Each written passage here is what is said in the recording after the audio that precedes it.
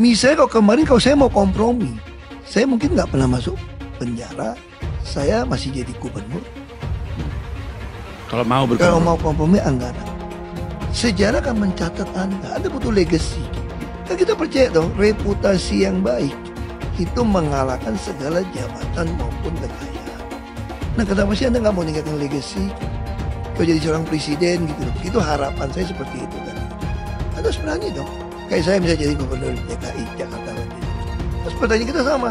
Emang kita bisa buat apa sih buat Indonesia kalau begitu? Yang berkuasa semua hanya bagi-bagi kue, kompak, giliran, yang punya partai. Dan kita juga bersyukur loh. Ada putusan MK yang baru, menarik juga.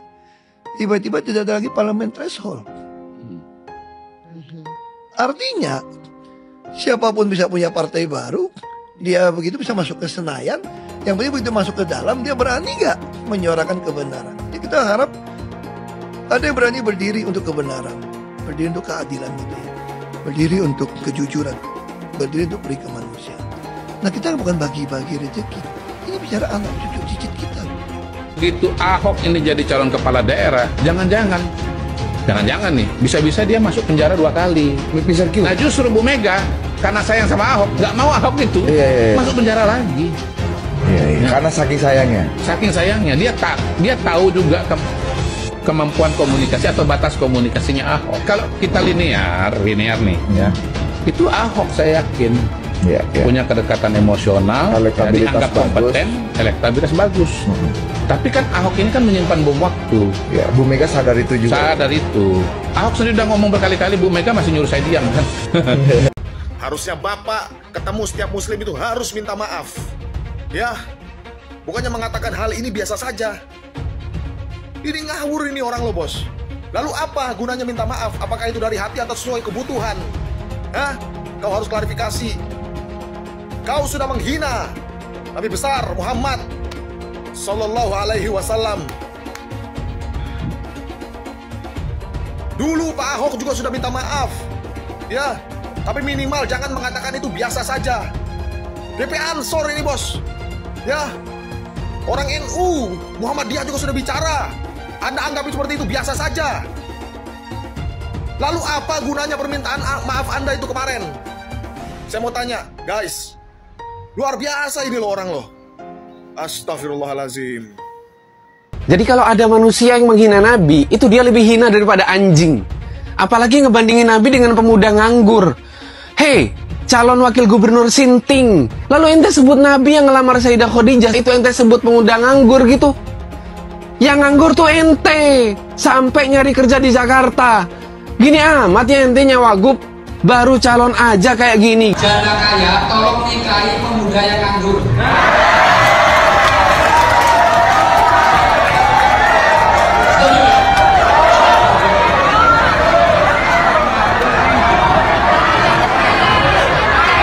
Coba, ingat Khadijah nggak? Tahu Khadijah kan? Dia kan bola merah. Nikahi siapa? Yang Nabi waktu itu belum jadi Nabi. Yang Lembong itu ada yang menyebabkan kriminalisasi karena politik. Tentu itu analisis yang wajar saja. Tapi untuk kasusnya itu sendiri yang masyarakat mengatakan itu Tom Lembong nggak ada korupsinya karena tidak ada aliran dana ke Tom Lembong. Nggak bisa. Di dalam hukum korupsi itu tidak harus ada aliran dana. Rumusnya itu memperkaya diri atau memperkaya orang lain. Termasuk perusahaan-perusahaan yang diberi lisensi. Kalau itu dapat keuntungan secara tidak wajar, korupsi, unsur pertama terpenuhi. Unsur kedua, dengan cara melanggar hukum, melanggar aturan yang sudah ditentukan. Dan tentu lalu dihitung kerugian negara atas ini semua berapa. Kalau itu tidak ada debat bahwa unsurnya nampaknya sudah terpenuhi. Untuk Tom Lembong itu jadi tersangka. Pak Anies, anak abah gimana nih? Katanya dulu Pak Tom Lembong itu karismatik, cerdas, intelek, berwibawa. Taunya pejabat korup. Gimana sih yang kalian bangga-banggakan ini? Kok bisa jadi co-captainnya timnas Anies Caimin dulu? Ya kan ternyata ada dugaan dulu korupsi impor gula pada saat menjadi menterinya Pak Jokowi. Pantesan Pak Jokowi ganti dulu. Karena ini nggak main-main kawan-kawan. Bayangkan kerugiannya mencapai 400 miliar rupiah. Banyak kali itu kawan-kawan. Aduh, bisa bantu banyak orang yang nggak mampu, ya kan? Apresiasi setinggi-tingginya kepada Kejaksaan Agung Republik Indonesia, mantap. Lanjutkan. Kemarin tangkap hakimnya Ronald Tanur, ya, karena vonis bebas itu, yang ada dugaan terima duit. Terus sekarang ditangkap si Pak Tom Lembong ini, dan kerugiannya mengerikan. Jadi Pak Prabowo jadi presiden, makin banyak pejabat korup yang berhilangan. Mantap. Terakhir untuk Pak Tom Lembong yang kata anak Abah Arif, bijaksana luar biasa, canggih-canggih, gigi-gigi. Selamat menikmati hidup dalam sel. Sumpah gue gak ngerti lagi sama anak-anak Abah. Kalian lihat ini, inilah bahayanya Imam Mahdi palsu itu guys. Sudah jelas-jelas koruptor, masih aja didukung. Nah, auzubillahi min dzalik. Semoga kalian yang mendukung orang melakukan tindakan kejahatan seperti koruptor ditempatkan di tempat yang sama di akhirat nanti. Kalian bayangin gimana hancurnya bangsa kita ketika kita dipimpin oleh sosok pemimpin yang mendukung apalagi mendoakan seorang koruptor. Gara-gara Anies Baswedan seorang koruptor dianggap menjadi korban. Ini gimana ceritanya Nis? Proses penyelidikan itu nggak bisa 1 bulan, nggak bisa 1 minggu, bertahun-tahun baru ditetapkan sebagai tersangka. Kalau statusnya sudah ditetapkan sebagai tersangka, berarti sudah ada datanya, sudah ada buktinya. Mereka lebih cerdas daripada kalian anak Abah. Dan sekarang gimana ceritanya seorang pencuri didukung, disemangatin, malah didoain. Istighfar loh Anies. Kalau seandainya diajak oleh Prabowo Subianto bergabung ke kabinet, apakah Pak Anies Baswedan bersedia membuka diri, Pak Anies? Ya, saya rasa lebih bijak kalau saya merespon sesudah ada ajakan. Kan tidak patut saya mengatakan ya atau tidak, padahal ajakannya aja tidak ada. Belum ada. Jadi saya rasa kita hormati justru dengan tidak berspekulasi. Tapi kita hormati karena sekarang ini yang berada di dalam koalisi itu saja jumlahnya sudah amat banyak. Ya. Jadi kita tunggu ketika nanti ada pembicaraan, baru pada saat itu saya akan menyampaikan respon. Jadi itu saya rasa etikanya begitu. Oke. Masih menunggu ada ajakan atau tidak. Tapi kalau misalnya nanti ada ajakan, apakah akan menerima itu, Pak Anies? Ya jangan berandai-andai, belum dengar gitu. Kemarin pendukung Anies sama pendukung PKS, saudara di Twitter sama-sama perang lawan Fufu Fafa. Lu tahu Fufu Fafa? Gua kira nggak tahu.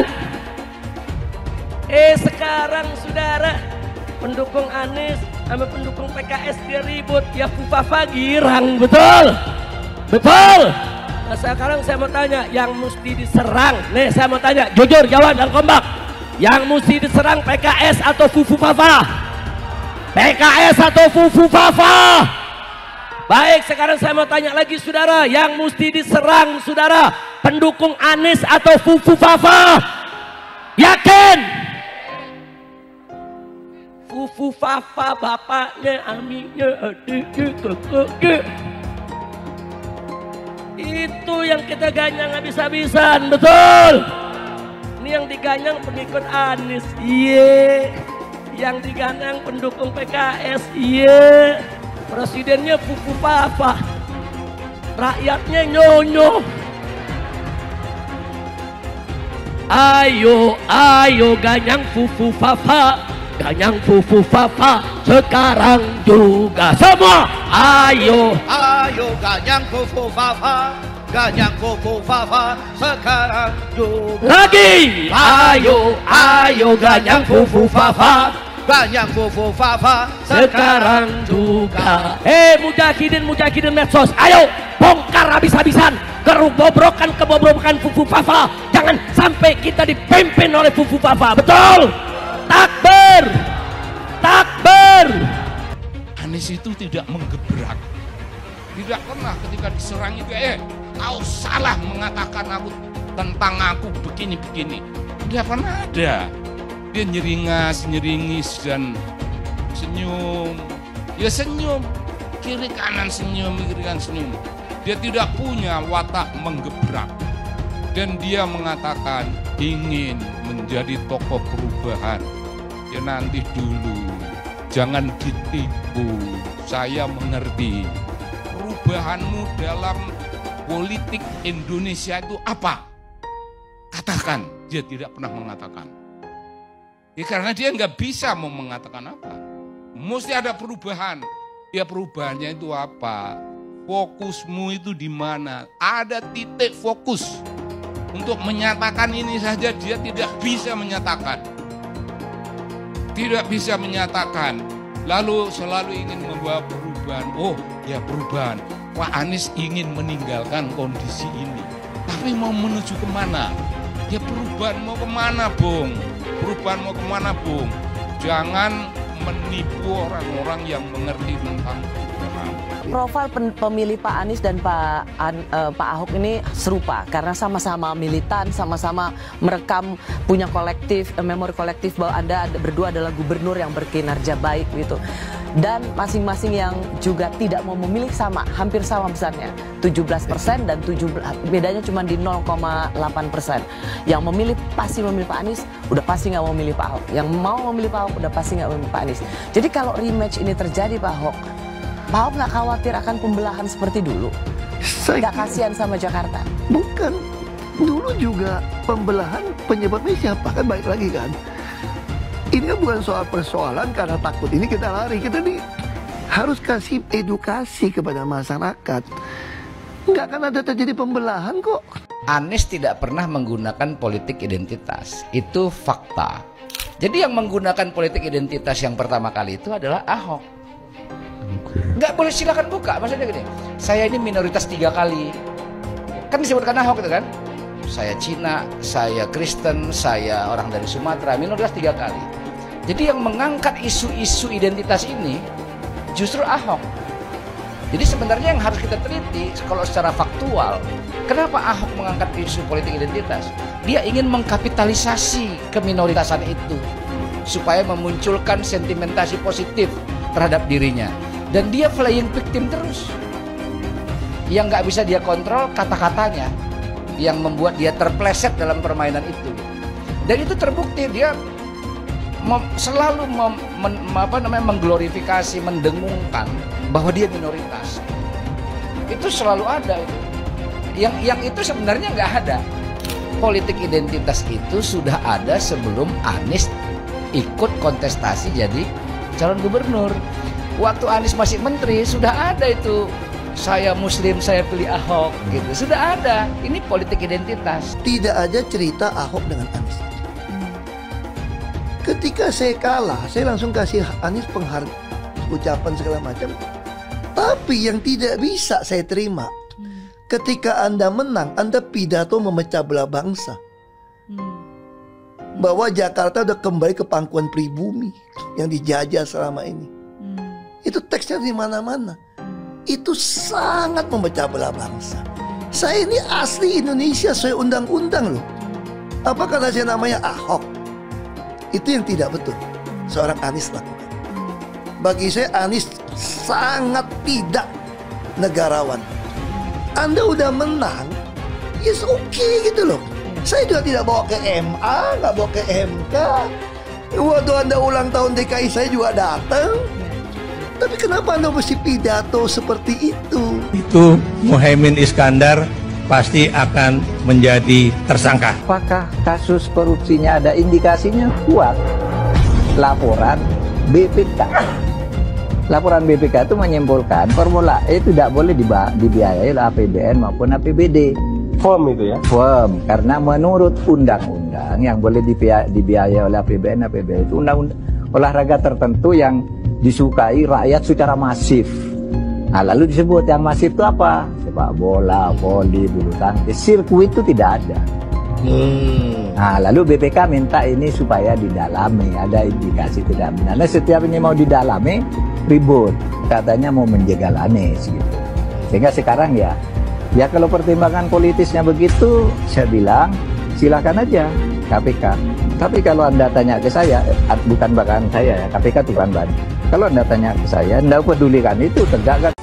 Yang tersangka setelah Pilpres ini namanya Anies Baswedan. Dalam pidato Bapak mengolok-olok tentang pentingnya etika, saya tidak tega untuk mengulanginya. Pertanyaannya, apa penjelasan Pak Prabowo soal itu semua? Saya menilai, maaf ya, karena Anda desak saya terus saja saya menilai Anda tidak pantas bicara soal etik. Itu saja. Saya merasa bahwa Anda itu posturing, ya, Anda tuh menyesatkan. Itu aja, ya. Saya boleh berpendapat kan? Saya menilai Anda tidak berhak bicara soal etik karena Anda memberi contoh yang tidak baik soal etik. Terima kasih. Mas Anies, Mas Anies. Mas Anies, masa sih angin kok sampai nggak punya KTP lo ya? Angin keluar, angin masuk, angin keluar, masuk angin dodo ya, angin puting beliung, wes angin-anginan itu kok semua bisanya nggak punya KTP itu lo ya. Angin dari Jakarta ke Lampung ke Sumatera ke Jawa itu ya, kok bisanya liar begitu.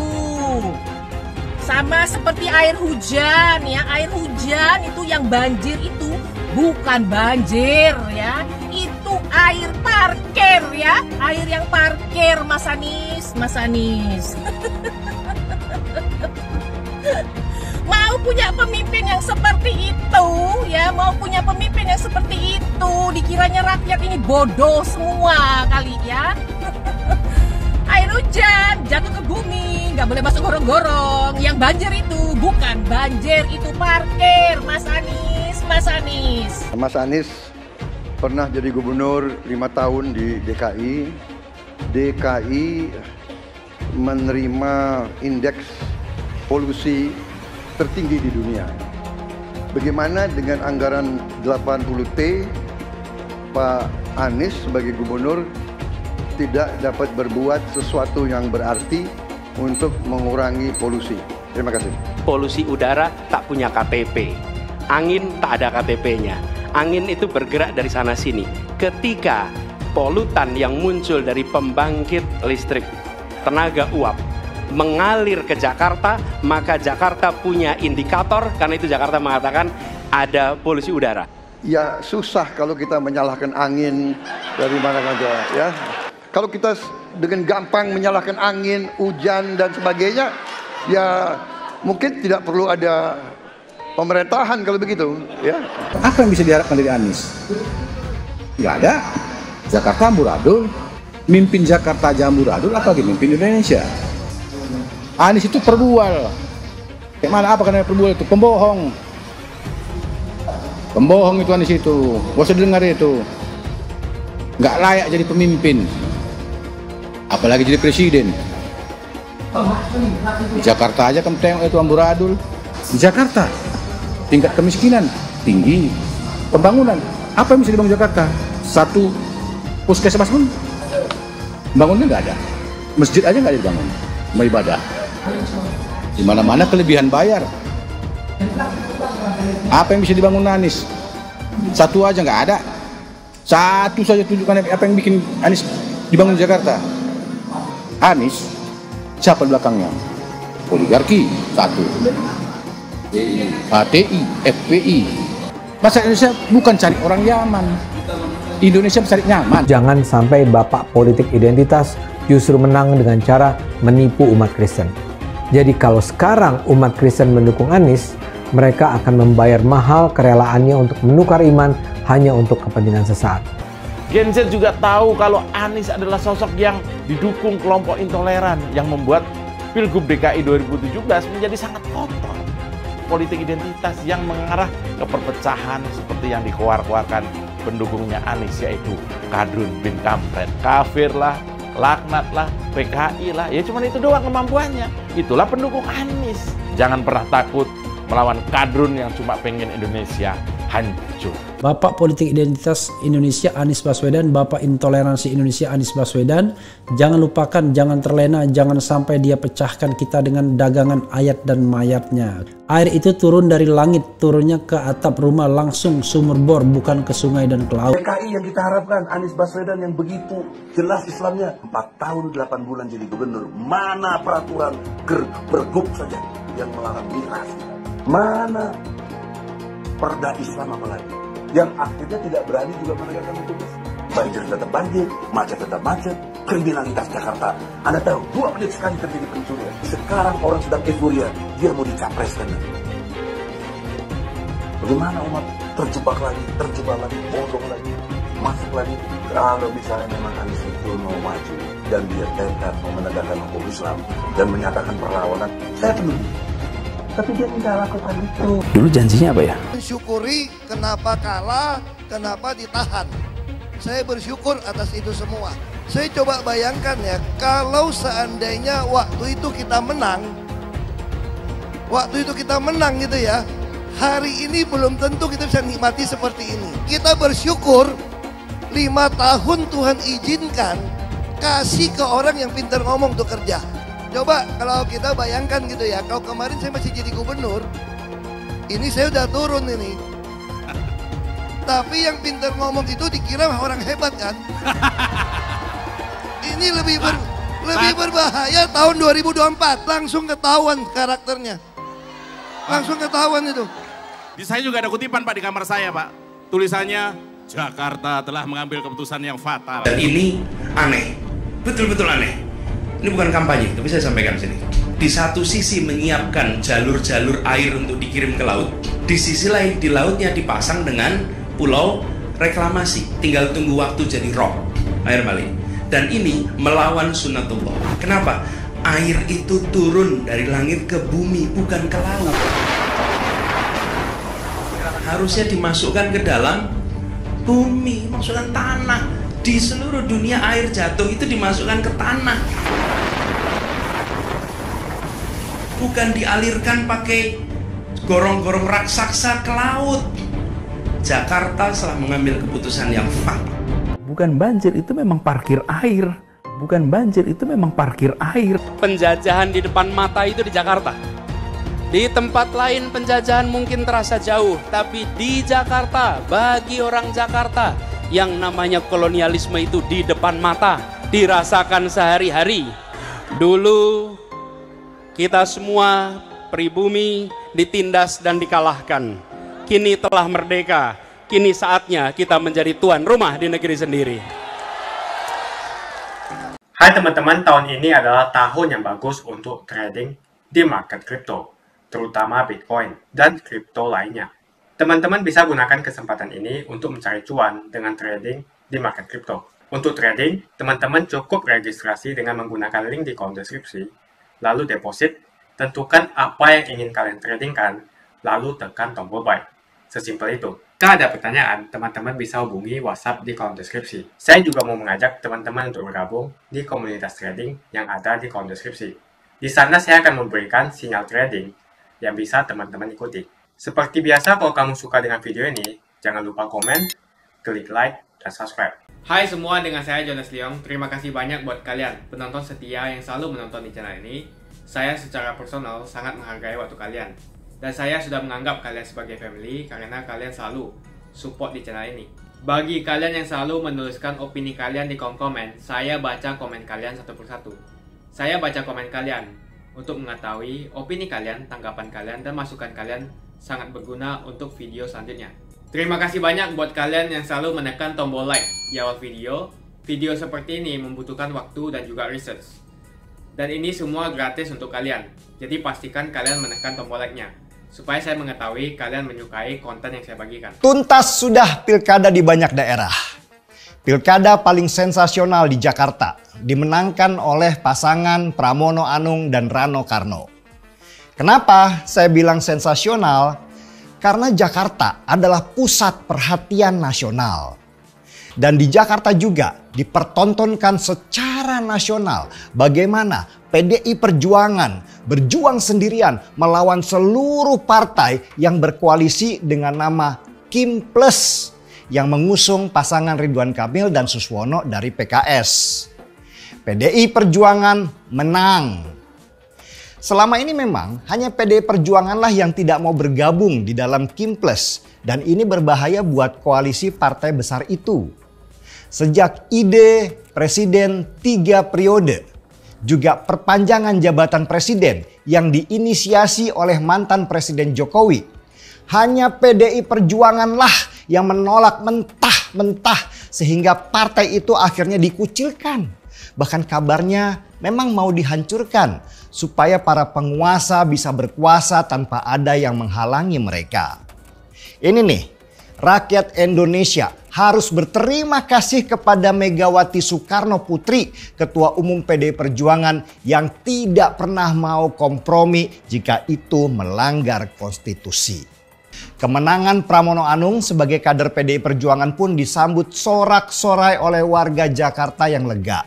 Terutama para janda yang merasa terhina karena ucapan pasangan Ridwan Kamil dan Suswono. Tapi kemenangan PDI Perjuangan di Jakarta, di Bali, dan beberapa daerah lainnya, ini rupanya memantik kemarahan luar biasa dari koalisi partai yang bernama Kimples ini. Mereka nggak puas karena merasa ada penghalang dalam mengangkangi kekuasaan yang sudah ada di dalam genggaman mereka, yaitu dari Partai Merah atau PDI Perjuangan. Langkah selanjutnya dari Kimples ini untuk bisa menguasai Republik adalah dengan menggaungkan ide bahwa kepala daerah ke depan tidak lagi harus dipilih oleh rakyat, tetapi oleh partai melalui parlemen daerah atau DPRD. Dengan menguasai parlemen, maka mereka juga akan menguasai negara. Karena cukup dengan suara mayoritas dari gabungan partai di Kimples saja, mereka sudah pasti akan menang. Dan kepala daerah yang mereka pilih nanti adalah boneka-boneka mereka. Seperti contohnya Ridwan Kamil dan pemimpin daerah dari Kimples lainnya. Situasi ini seperti dejavu ya. Atau kembali ke masa Orde Baru saat Presiden Soeharto berkuasa 32 tahun lamanya. Dulu itu sebelum era reformasi tahun 1998, semua kepala daerah dipilih oleh partai yang selalu berkuasa, yaitu Golkar. Rakyat nggak boleh memilih dan harus menerima saja pilihan mereka. Ketika nanti rakyat berhasil dibungkam, maka korupsi akan terjadi di mana-mana. Negara dikuasai oleh kroni dan keluarga mereka. Dan jika pemilihan kepala daerah lewat DPRD ini nanti terjadi, maka suara rakyatlah yang akan hilang, akan dikebiri. Sehingga mau nggak mau kita harus manut saja dengan kepala daerah pilihan mereka. Seburuk apapun sifat calon kepala daerah itu. Dan PDI Perjuangan pelan-pelan nanti akan tersingkir. Bahkan akan dipecah dari dalam lewat dualisme internal seperti yang pernah dilakukan ke Partai Demokrat dan PKB meski akhirnya gagal. Lalu mulailah lobi-lobi dimainkan. Presiden Prabowo sudah menyuarakan supaya tidak ada lagi pemilihan langsung. Golkar sudah berkata akan menyusun konsep pemilihan lewat DPRD saja. Bahkan Mendagri pun setuju dengan konsep itu. Dan sepertinya ide itu akan didukung oleh banyak partai yang tergabung di dalam koalisi Kimples karena itu akan menguntungkan mereka semua. Ketika rakyat semakin lemah, maka dimulailah penindasan dengan mengatasnamakan hukum. Sehingga terjadilah pelanggaran HAM di mana-mana, di seluruh daerah. Dan itu sejarah, sebuah fakta yang tidak bisa dibantah karena pernah terjadi di sebuah negeri bernama Indonesia. Untuk memuluskan strategi licik mereka supaya kepala daerah tidak lagi dipilih oleh rakyat, maka mulailah mereka membuat propaganda bahwa pemilihan secara langsung itu sangat mahal dan menguras uang negara. Lebih baik uangnya dipakai untuk pembangunan atau dibagi-bagi ke rakyat. Begitu propaganda licik mereka. Dengan konsep pemilihan kepala daerah dipilih oleh DPRD, memang biaya pemilu itu akan lebih murah. Tetapi catat ya, kebocoran anggaran di mana-mana karena korupsi akan semakin membengkak karena dilindungi oleh hukum yang penguasa buat. Miriplah dengan gaya Soeharto dulu yang akhirnya memasukkan nama koruptor-koruptor itu ke laci meja karena nggak mau berhadapan dengan kroni-kroni dan keluarganya yang korupsi besar-besaran. Licik kan? Seolah-olah pemilu akan murah. Padahal itu cara terbusuk untuk menggarong kekayaan bangsa lebih besar lagi oleh sekelompok orang saja. Dan PDI Perjuangan sudah mencium upaya Penyingkiran mereka karena tidak mungkin Kimples akan mendukung calon-calon dari PDI Perjuangan karena jelas kalah suara di parlemen yang menerapkan sistem quorum atau suara terbanyak di parlemen. Rakyat tidak lagi akan punya suara dan posisi rakyat akan semakin lama semakin melemah. Lalu bagaimana sikap PDI Perjuangan? Lagi-lagi PDI Perjuangan menolak keras. Partai Merah ini menilai kalau pemilihan kepala daerah tidak lagi langsung, maka itu mengkhianati agenda reformasi yang sudah diperjuangkan dengan darah dan nyawa rakyat ketika berhasil menggulingkan rezim Soeharto. Saya bersama PDI Perjuangan dalam hal ini. Saya bukan orang partai, hanya orang independen yang ingin supaya demokrasi tetap berjalan sesuai amanat reformasi 1998. Suara saya kecil, mungkin gak berarti kalau saya sendirian. Tetapi kalau kita gabungkan semua suara-suara kecil kita, itu akan menjadi tinju yang besar yang akan menghadang agenda busuk dan licik orang-orang yang ingin mengembalikan negeri ini ke masa kegelapan. Ada yang mau bersama saya dan PDI Perjuangan dalam mengawal demokrasi kita? Ayo kita angkat cangkir kopinya. Jadi apa yang harus rakyat lakukan dengan rencana Kimples supaya pilkada hanya di meja anggota DPRD saja? Sudah jelas, lawan. PDI Perjuangan jelas tidak akan bisa melawan sendirian. Karena kalau rencana busuk itu dihadirkan di DPR RI, maka PDI Perjuangan pasti akan kalah karena suara mereka tidak ada artinya kalau melawan suara seluruh partai yang bergabung di Kimples.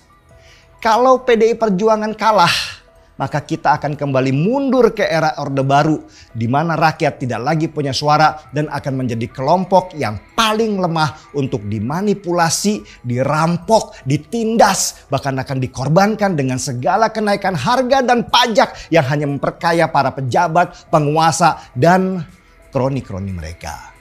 Kemungkinan satu-satunya yang menggunakan politik identitas adalah hanya Anies Baswedan. Pertanyaan itu lantas saja menimbulkan amarah di kubu Anies, salah satunya dari kelompok khilafah. Orang kepercayaan Anies menyatakan politik identitas adalah framing yang selalu dibangun untuk menyudutkan, padahal selama kepemimpinan Anies Baswedan sebagai gubernur tidak sekalipun Anies membeda-bedakan warga berdasarkan agama dan ras. Buat saya, apakah benar menyebut politik identitas itu adalah sekedar framing untuk menyudutkan Anies? Saya akan membantah pernyataan itu. Kubu Anies terus berusaha mengaburkan makna politik identitas. Mereka berulang kali bilang bahwa identitas adalah hal yang alamiah dalam kehidupan manusia. Jadi apa salahnya dengan menonjolkan identitas keislaman seorang calon presiden? Tapi saya yakin Anies tahu yang dimaksud dengan politik identitas adalah politik yang menggunakan agama sebagai alasan mengapa seorang kandidat harus dipilih atau mengapa seorang kandidat jangan dipilih. Politik identitas ini sangat berbahaya. Politik identitas membuat masyarakat menjadi tidak rasional dalam berpolitik. Yang menjadi faktor utama dalam politik identitas adalah agama. Seorang kandidat akan dipilih karena agamanya, terlepas dari apakah dia melakukan korupsi atau melakukan pelanggaran HAM. Ketika politik identitas digunakan, maka ini akan berpotensi konflik, karena usai pemilihan konflik itu akan terus berlangsung dalam waktu yang lama. Masalahnya, ada alasan yang cukup kuat untuk menduga bahwa Anies sangat mungkin menggunakan politik identitas yang memang dikatakan normal ketika menjabat sebagai gubernur DKI. Dalam proses menjadi gubernur, kubu Anies jelas-jelas menggunakan agama sebagai alasan untuk menjatuhkan Ahok. Anies jelas-jelas menggunakan agama sebagai alasan untuk menjatuhkan Ahok, sampai akhirnya Ahok dipenjara. Jadi ada track record sebelumnya bahwa Anies bisa menggunakan politik identitas untuk mencapai tujuannya. Anies sangat mungkin menggunakan politik identitas karena ini memang keunggulan komparatif dari Anies. Dia mungkin saja seorang doktor dari Amerika Serikat, tapi rekam jejak kepemimpinannya sangat tidak bagus. Dia gagal sebagai rektor Paramadina, gagal sebagai menteri, dan gagal sebagai gubernur. Jadi agama digunakan untuk membangun dukungan terhadap Anies. Itu saja opini saya. Pastikan Anda menekan like di video ini dan bagikan video ini ke teman dan family Anda supaya mereka mengetahui informasi ini. Jangan lupa tekan tombol subscribe dan bunyikan tombol loncengnya supaya kamu tidak ketinggalan info dari channel Jonas Leong. Dan saya akan jumpa kalian di video selanjutnya.